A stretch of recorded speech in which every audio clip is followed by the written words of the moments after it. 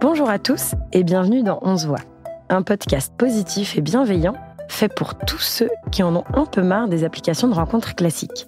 Je suis Maë Paris et 2 fois par semaine, je vous présente des profils de personnes dont le cœur est disponible. Si la voix de mon invité du jour vous séduit, rendez-vous à la fin de l'épisode. C'est un homme qui est assis aujourd'hui face à moi. Bonjour Xavier. Salut Maë. Comment tu vas ? Ça va très très bien. Ouais, t'es très content d'être ici ? Ah ouais. Très bien.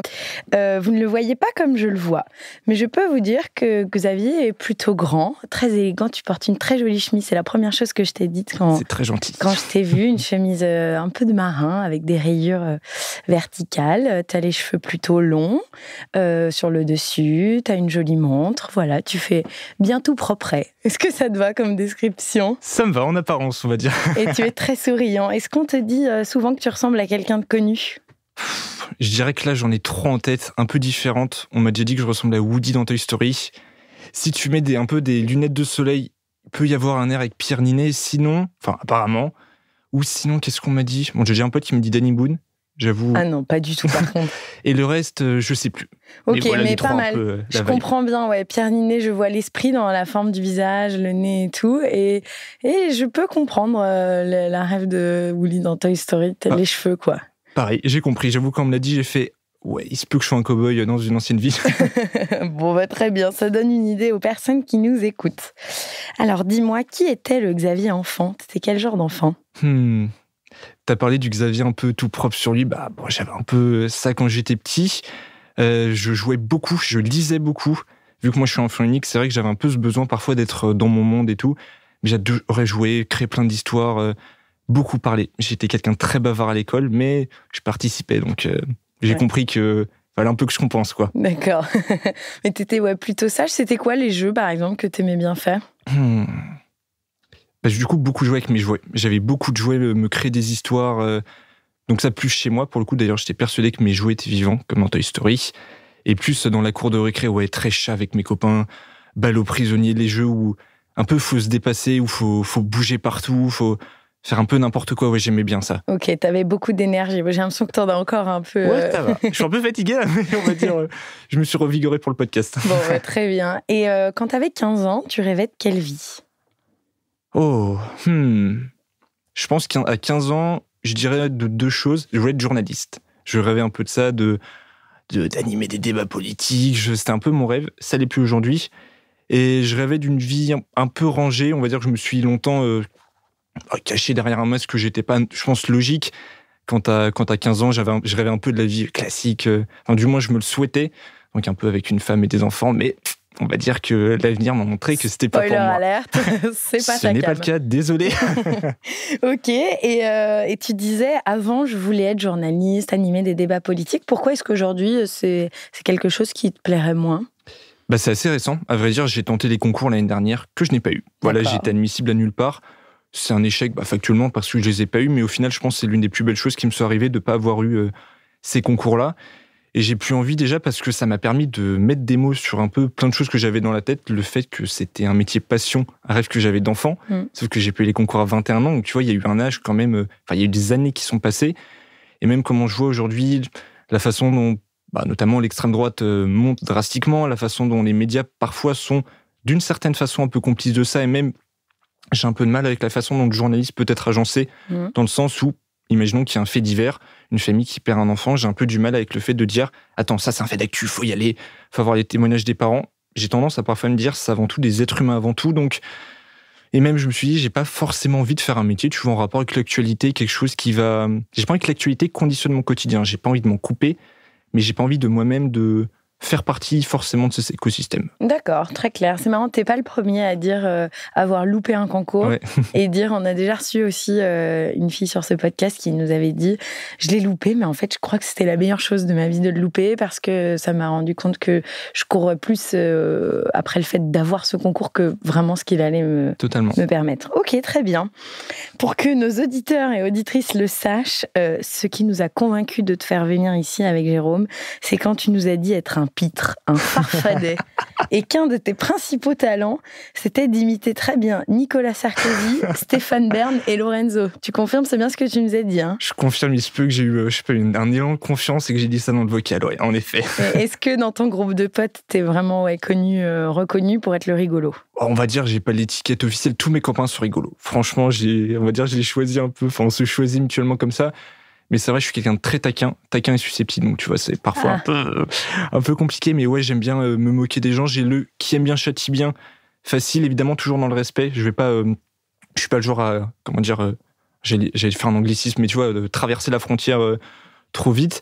Mais ouais, j'aime bien faire des blagues et rigoler avec mes copains, quoi, c'est trop important. Et toi, à l'inverse, si on te fait une vanne, ça te fait pas toujours bien rire? Oh. Maintenant, ça va mieux, j'ai plus 14 ans. Mais il y a une époque, évidemment, j'étais assez susceptible. Au final, j'ai compris que tu pouvais pas faire des blagues aux gens et toi te vexer.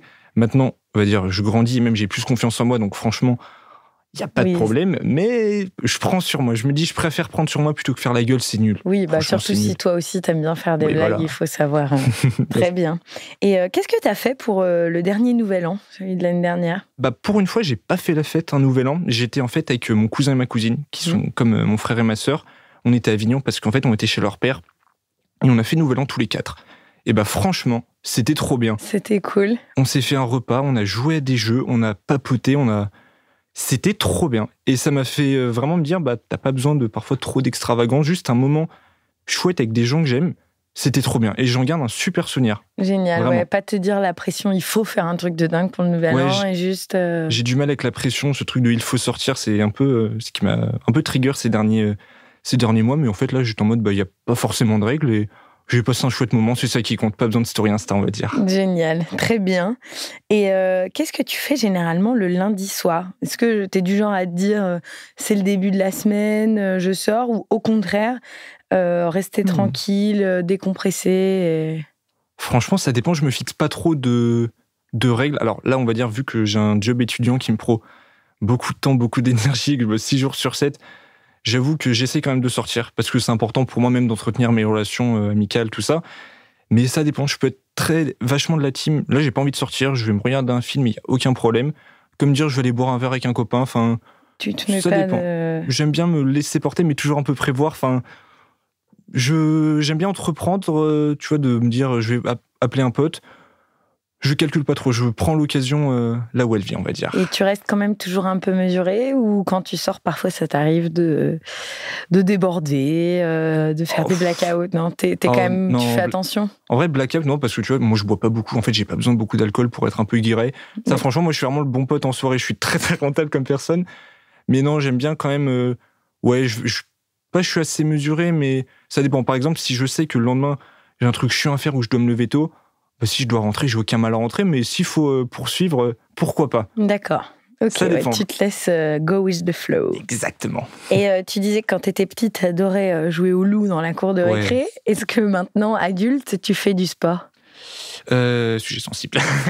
Non, on va dire, alors j'en ai fait pas mal au lycée. Là, maintenant, un peu moins, maintenant que je suis à la fac. En fait, c'est même pas une excuse, mais je me suis dit que cette année, je voulais en faire, mais j'ai loupé les inscriptions. Mais là, j'ai repris un peu le sport chez moi, mais... Ouais, j'aime bien le sport, c'est un truc que je veux reprendre pour le coup. D'accord. Je suis pas trop la team salle, j'ai été, tu vois, team salle de muscu. Au final, c'est pas trop mon truc, je suis plus team vraiment sport, un peu compétition pour se dépasser, ou sport en équipe, ça dépend. D'accord, très bien. Est-ce que tu peux prendre ton portable, s'il te plaît? Et j'aimerais bien que tu nous lises la dernière note dans ton téléphone. Ok, alors... Alors, ouais... Il y a marqué mail à garder alternance, 3 points d'interrogation, et j'ai noté un mail. Du coup, j'imagine que tu fais l'anecdote. Oui, vas-y, raconte. En gros, mais en fait, du coup, moi, je travaille dans une mairie et je fais des cartes d'identité et des passeports. Donc, en gros, c'est vraiment moi, la dame de la mairie, qui te demande ton justificatif de domicile. Et là, c'était samedi. Et il y a un monsieur qui venait chercher, du coup, le passeport et la carte de son petit garçon. Et je sais pas, on avait une bonne vibe. Et là, j'ouvre le passeport pour faire la remise. Je vois qu'on est né le même jour, avec son fils, donc le 18 mars. Et on papote, machin, on s'entend super bien, lui était britannique, on parle de sa culture, c'était ultra intéressant. Et au moment du coup où la journée était finie, parce que je bosse le samedi matin, j'allais détruire les passeports si vous voulez vraiment tout savoir, et je le retrouve parce que sa femme allait chercher les passeports, et là on papote un peu. Il me dit, lui qui travaille dans le domaine, travaille dans une chaîne de télévision, et moi je veux travailler à la télé, Et on papote, je lui dis, c'est marrant, en plus, le métier que vous faites, c'est un peu un métier, moi, qui m'intéresse. Il me dit, donnez-moi votre mail, je te donne mon mail. Parce qu'on vous voyez, on est au travail quand même. Je vous donne mon mail, et voilà, si un jour vous avez besoin, n'hésitez pas. Et du coup, évidemment, Tu as sauté sur l'occasion. Et évidemment, je lui ai envoyé un mail après pour le remercier. Très bien, bravo. J'espère que ça donnera suite. Mais ok, quand il y a des choses comme ça à saisir, tu sautes sur l'occasion, t'es pas timide, quoi. Non, en fait, je me dis, j'ai rien à perdre. J'ai un peu une phrase, c'est t'as rien à perdre, tout est gagné. Au pire, ça prend pas, c'est pas grave. Si on teste, pourquoi pas. Tu as complètement raison. Bravo. J'espère que ça va payer. Est-ce qu'il y a une télé-réalité que tu aurais pu faire ou que tu aimerais faire? Ah ouais, Koh-Lanta. C'est marrant. Souvent, les gens nous disent ça. Ah ouais, à fond. Tu te sens, l'âme guerrier, dormir... Ouais, je pense que ça peut être très drôle. Ça peut me sortir de ma zone de confort là. Je pense que mes potes, s'ils écoutent le podcast, ils diraient, mais il n'y a aucun moment tu fais Koh-Lanta, tu vas râler tout le temps. Toi, t'as besoin de ton confort, mais déjà qu'on t'imagine pas au camping, alors Koh-Lanta, pourquoi pas. Mais ouais, moi j'aimerais bien le côté stratégie, aventurier, même dépassement de soi et l'humain. Le fait de créer des relations, je pense que tu crées des relations de fou avec les gens, et c'est sortir de sa zone de confort, et j'adore ça, et je regarde l'émission depuis que j'ai 10 ans, donc vraiment, si un jour... ta Madeleine de Proust, quoi. Ouais, j'avoue que là, la saison, je l'ai tous les mardis soirs. Il se peut que j'étais bien dans mon lit. Là, si vous me cherchez, vous savez où je suis. Je suis dans la tribu jaune. Et qu'est-ce que c'est la chose la plus précieuse que tu possèdes dans ta vie? Je pense que c'est pas un objet, je dirais mes relations, mes proches. Les gens qui t'entourent? Je les possède pas, parce qu'en soi, personne... attention, vraiment, personne m'appartient, et ça, c'est hyper important. Mais c'est les relations que j'ai entretenues, que ce soit mon papa, soit mes copains et ma famille. Enfin, vraiment ceux qui font partie de mon cercle, et ceux avec qui on entretient des relations assez authentiques, sans forcément se tenir au courant tout le temps, mais on se sait, et on s'aime, et voilà, même si évidemment parfois j'en doute, et je me prends quand même pas mal la tête comme personne, mais mes relations, ça c'est pour moi, c'est tellement précieux pour moi, c'est les autres. T'as besoin d'être rassuré? Souvent les gens qui t'entourent, ils doivent te dire qu'ils t'aiment ou... J'ai pas besoin, ça me fait plaisir. Moi, je le dis beaucoup parce que j'ai été vachement élevé comme ça dans la communication, et même, je trouve que c'est important de dire aux gens qu'on les aime. Malheureusement, on sait pas combien de temps ils sont là, mais c'est important pour moi de le dire. Qu'on me le dit, je me dis, chacun en fait résonne d'une façon différente. Je suis pas du tout là à me dire, telle personne se comporte pas comme ça avec moi, c'est dire qu'il m'aime pas du tout. Genre, chacun a ses biais, chacun le montre différemment, mais j'ai pas forcément besoin qu'on me rassure, mais ça me fait toujours plaisir de l'entendre. Ouais. Et c'est qui la dernière personne qui t'a vu pleurer? Alors, je me rappelle, la dernière fois que j'ai pleuré, mais il n'y avait personne. Alors, les 2 dernières personnes, c'est 2 très bonnes amies à moi, qui s'appellent Carla et Rita. En fait, je suis dans une fac où je suis à Assas. Ils ont organisé un Assas Got Talent. Donc, vraiment, comme la France a un incroyable talent. Et il y a un garçon qui a chanté et qui a dansé. Et en fait, les paroles m'ont pris au cœur, et j'ai pleuré. Parce que ça parlait de sa grand-mère, tout ça. Donc, un thème assez important pour moi.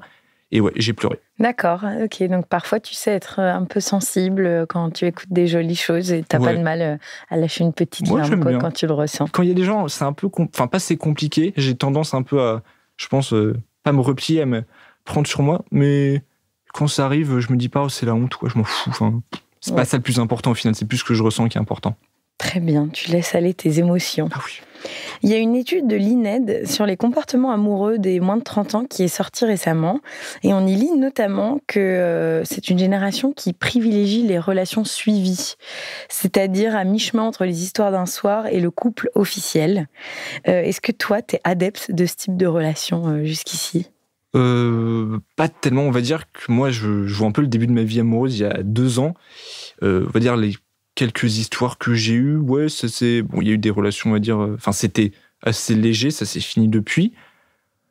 Pas forcément, tu disais, du coup, c'est entre, par exemple, une relation pas sérieuse et un peu couple. Oui, de dire que les gens, parfois, peuvent un petit peu traîner avant de se mettre en couple, ou alors ne se posent pas vraiment.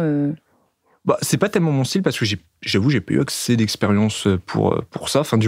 Mais j'avoue, les expériences que j'ai eues, c'était à peu près ça. Moi, ça me dérangerait pas d'avoir ça. Je pense que le plus important, c'est de communiquer, et il n'y a pas forcément de règles. Toi, t'as pas besoin, tu recherches pas forcément un couple posé, stable, exclusif. En fait, je recherche rien de très précis. Je suis hyper ouvert à ça. Je pense que ça peut être une super expérience. Il n'y a aucun problème. Mais si ça doit pas être ça, c'est pas ça. Mais je sais ce que je recherche pas. Alors, pour autant, ce que je recherche, ça dépend de la personne. Franchement, j'ai pas envie de me fixer trop de règles, et À voir surtout avec la personne, parce qu'on est deux, donc... C'est sûr. Et c'est vrai que tu nous disais, que jusqu'ici, ta vie amoureuse était courte, et c'est vrai que dans le vocal, tu nous disais que tu t'étais autorisé une vie amoureuse, que très récemment, en fait, il y a 2 ans, donc t'as quel âge, toi, 20 ? J'ai 22 ans, ouais. Et donc, c'est seulement à 20 ans que tu t'es dit, allez, tu veux nous expliquer un peu le cheminement jusque-là ? Ouais, bien sûr, j'ai pas de mal à en parler, je trouve que c'est important, que... Pour te définir aussi et voir où tu en es, quoi. Ouais, moi, ça fait partie vachement de mon identité, on va dire que... Alors, je me suis rendu compte que je pouvais être attiré par les garçons, les mots ont leur importance. Enfin, par un garçon, j'étais en 6e. J'avais 11 ans et malheureusement, à cette période-là, je me suis fait harceler. Le fait est que ça m'a coupé l'herbe sous le pied. Et je me suis dit, j'ai eu un peu... tu fais une relation de cause à effet, tu te dis, je peux pas être comme ça, donc je vais apprendre à aimer les filles. Et donc, je suis sorti avec des filles, j'ai eu une vie, on va dire, d'hétéro assez classique. Et au fur et à mesure des expériences, tu vois, je me rendais compte que c'était pas moi, que j'étais pas comme ça. Et ça devenait, alors non pas de plus en plus dur à cacher, mais j'avais l'impression de me mentir et... En fait, c'était pas clair. Et il y a eu un événement, du coup, c'est la soirée de mes 20 ans. Donc, il y a 2 ans, pile. J'ai organisé, du coup, un anniversaire chez moi avec tous mes copains. C'était la fête, c'était trop bien, génial. Et je sais pas, il y a eu cette image vraiment que je visualise dans mon salon. Tous mes copains en train de danser, il y avait une super énergie. Je me suis dit à ce moment-là, je pense que mes copains m'aiment pour ce que je suis. Enfin, j'en doutais pas, mais là, vraiment, j'ai eu ce truc de même si je leur disais que j'aimais les garçons, je pense que ce serait pas un problème. Et j'étais avec 2-3 semaines après, j'étais chez un ami à moi, chez moi, avec un de mes meilleurs potes, qui est un garçon, parce que moi j'ai beaucoup de potes garçons, justement. Et en fait, dans la discussion, j'ai mentionné le fait que je pouvais aimer les garçons. Au moment où je le dis, je me dis, tu fais la plus grosse erreur de toute ta vie, il va plus vouloir être copain avec toi, ça va être fini. Et en fait, il a une super réaction, il a une réaction normale. Il me dit, ok, on en a parlé. Et je me suis dit, mais en fait, t'as le droit. Et petit à petit, en fait, j'ai fait mon coming out individuel à mes copains. C'était à chaque fois en seul à seul, parce que moi, je privilégie vachement de seul à seul dans mes relations. C'est quelque chose qui est important pour moi. Et petit à petit, je leur en ai parlé. Et toi, ça t'a aussi permis de mettre des mots sur... ouais, c'était la continuité. En fait, j'avais l'impression que c'était la continuité. Et même, j'ai eu l'impression d'être comme les autres, dans le sens où on en parle beaucoup. Même parfois, j'essaye de les sensibiliser à certaines choses. Mais c'était vachement la continuité. Et aujourd'hui, j'ai l'impression vraiment que, tu vois, mes copains, je leur parle de ma vie amoureuse, de mes trucs. Ils me parlent des leurs et c'est même pas un sujet. Oui, t'étais comme les autres dans le sens où toi aussi, tu pouvais juste parler librement de ta vie et de plus te cacher, quoi. Ouais. Ok, donc c'est très récent. Et je suis très content, j'avoue. Génial, bravo, c'est bien et très bien. Et donc aujourd'hui, toi, tu nous disais que tu nous avais écrit parce que pour autant, tu te retrouves pas vraiment dans les applications de rencontres. C'est quoi les qualités que tu recherches chez un homme, donc principalement ? Je dirais l'empathie. Ça, pour moi, l'empathie, c'est ultra important.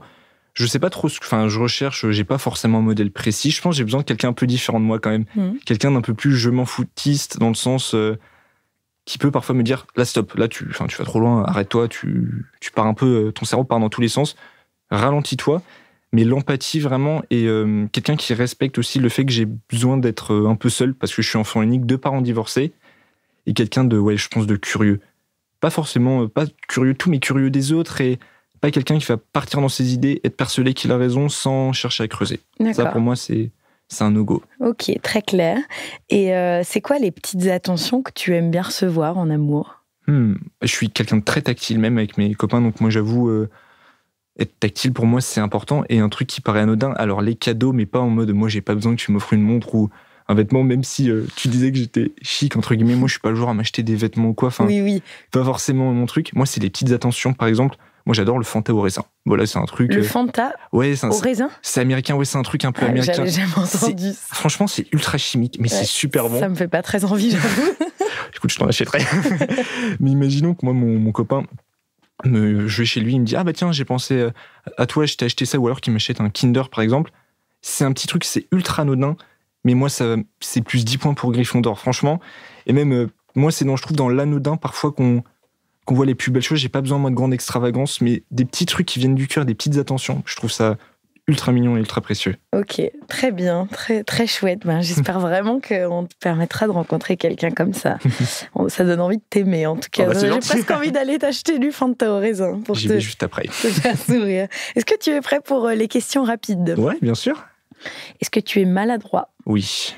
Tu manges sainement en général ? Ça dépend. Un programme TV que tu détestes ? Touche pas mon poste. Tu t'es déjà battu ? Un peu. Un chanteur ou une chanteuse que tu adores plus que tout? Je vais en dire 2, 3, allez. Vanessa Paradis, Mathieu Chédid et Nekfeu. Tu préfères vivre avec quelqu'un de radin ou de jaloux? Oh putain. Alors, radin, parce que trop jaloux, moi, c'est pas possible. Si tu devais vivre à l'étranger, ça serait où? L'Espagne. Tu pourrais être en couple avec quelqu'un qui n'a pas du tout les mêmes idées politiques que toi? Oula, non. Alors, différentes, oui, mais opposées, ça non. À ton avis, qu'est-ce que les personnes âgées savent mieux faire que nous? Écoutez, je pense. Douche le matin ou douche le soir? Le matin. Tu as déjà menti pour ne pas faire le déménagement d'un de tes potes? Jamais. T'es toujours là pour les autres? Bah franchement, quand je peux et quand, on va dire, ma batterie sociale me le permet, mais mentir pour un truc comme ça, non. C'est important pour mes proches, donc je me dis, s'il faut être là, sans problème, vraiment. C'est la deuxième fois que tu parles de cette histoire de batterie sociale et d'être enfant unique. Par exemple, pour toi, je sais pas, partir 2 semaines avec un groupe d'amis, un groupe de 10 l'été, ça te paraît très compliqué? Bah justement, non, c'est drôle, je le fais un peu depuis mes 18 ans et je le fais d'ailleurs cet été. Je sais pas pourquoi, c'est un truc, je pense, vu que c'est assez occasionnel, et vu que je sais qu'en plus, avec mes copains, on a peu la chance de se voir parce que chacun a des vies différentes. Je sais pas, c'est des moments, je pense, mon cœur est tellement content que j'y pense pas trop. Mais parfois, si pour le coup ça va pas trop ou que je suis un peu fatigué, j'ai pas de mal à me mettre en retrait. C'est plus dans ma vie de tous les jours, quand je sens que j'ai pas forcément envie, je sais mettre des limites. Ça, j'ai pas trop de problèmes pour le coup. D'accord, très bien. Eh bien, merci. On arrive à la fin. Est-ce que tu veux compléter? Tu veux nous en dire plus sur la personne que tu recherches? Bon, on en a déjà pas mal parlé, mais est-ce que tu veux ajouter quelque chose sur toi? Du coup, moi j'ai 22 ans, quelqu'un qui aurait entre 20 25 ans. Après, je mets pas trop de règles, on va dire. Mais oui, comme je disais, moi quelqu'un, je pense un peu différent de moi sur l'aspect du coup un peu plus je m'en foutiste. Mais encore une fois, tout est moi à prendre. Ça se trouve, ce sera quelqu'un comme moi, peu importe. Mais même en ce qui concerne les dates, moi je sais que j'ai du mal du coup, un peu ce qui est vachement l'aspect appli de rencontre. Tu fais quoi ce soir? On se voit, on échange entre guillemets des banalités, on se voit. Moi, je sais que pour que j'ai envie de voir une personne, ça va avec la batterie sociale. J'aime bien être un peu stimulé, un peu. Si t'es un peu sarcastique, que tu me piques et qu'il y a un truc, je sais pas, qui est intéressant, qui me stimule. Ouais, ça pour moi, c'est. Faut piquer ta curiosité pour que tu fasses le déplacement. Ouais, un petit peu, ouais. Ça, c'est quelque chose qui m'attire beaucoup, ouais. Très bien. Eh bien, je pense que ce n'est pas tombé dans l'oreille de personnes sourdes. Merci à toi pour toutes ces confessions. Mais merci à toi, Maë. Et merci aux auditeurs et auditrices qui nous ont écoutés jusqu'au bout. Si le profil et la voix de Xavier vous intéressent, si sa bonne humeur inégalable vous attire, si son côté loquace, hyperactif et aventurier vous donne envie de le rencontrer, et si, par heureux hasard, vous aussi vous aimez le Fanta au raisin, rendez-vous dans la partie « J'ai un crush » de notre page Instagram On se voit. Vous pourrez écrire directement à Xavier et il choisira ou non de vous répondre. Et vous, chers auditeurs et auditrices, n'oubliez pas de nous mettre 5 étoiles et de vous abonner à On se voit pour ne rater aucun prochain épisode. Merci Xavier, à bientôt. Merci Maë, salut les auditeurs. Et à bientôt dans On se voit. On se voit est un podcast original imaginé par Maë Paris et Jérôme Lavilla. Merci aux équipes Engel de nous produire et de nous accompagner dans cette aventure.